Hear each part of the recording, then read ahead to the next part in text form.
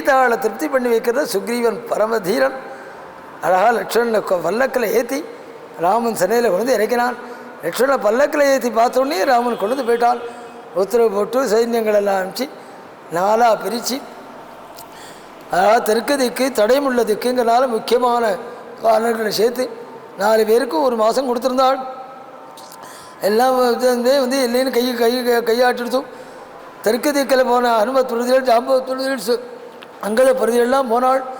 சுயம்பிரபைன்னு நடுப்பிரவத்தி அவருடைய விலத்தில் பிரவேசித்து அவருடைய சகாயத்தால் கரைக்கு வந்து சமுத்திரக்கரையில் பிரகாசித்து எல்லாராலையும் முடியலைங்கிற நிலைக்கு வந்தபோதும் ஆஞ்சநேயன் நாளைக்கு முடிஞ்சுன்னா கொஞ்சம் விஸ்தாரமாக அதை எடுத்துன்னு சொல்லிட்டு சுந்தரகாண்டத்தில் பிரவேசிக்கிறேன். அழகாக சமுத்திரக்கரையில் வந்து ஆஞ்சநேயன் தான் லங்கையை தாண்டணும்னு எல்லாரும் ஒப்படைச்ச உடனே லங்கையை தாண்டணும் தீர்மானம் பண்ணி ஆஞ்சநேயன் ஏற்றுனான்ங்கிறத அப்படி கிஷ்கிந்தா காண்டத்தை வால்மீகி பூர்த்தி பண்ணதோடு இப்போ நிறுத்திக்கிறோம். முக்கியமான 2 விஷயங்கள் சொல்கிறோம், கொஞ்சம் பொறுமையாக இருக்கணும். சரையூ நதி கரையில் அழகாக ஏதோ வரவேற்புக்கு ஏற்பாடு பண்ணியிருக்காளாம். அதனால் அந்த ஸ்மரணம்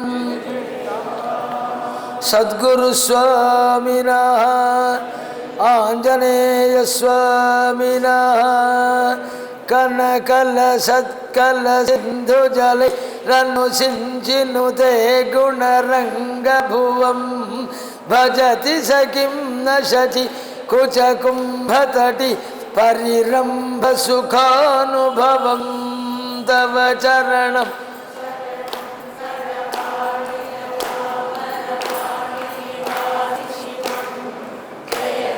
हे महिषासुरमर्दिनि रम्यं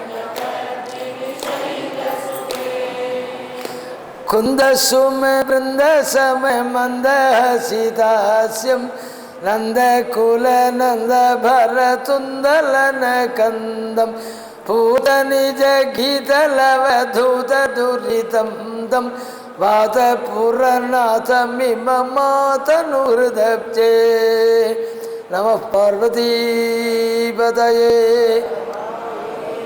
सद्गुरुस्वामिनः।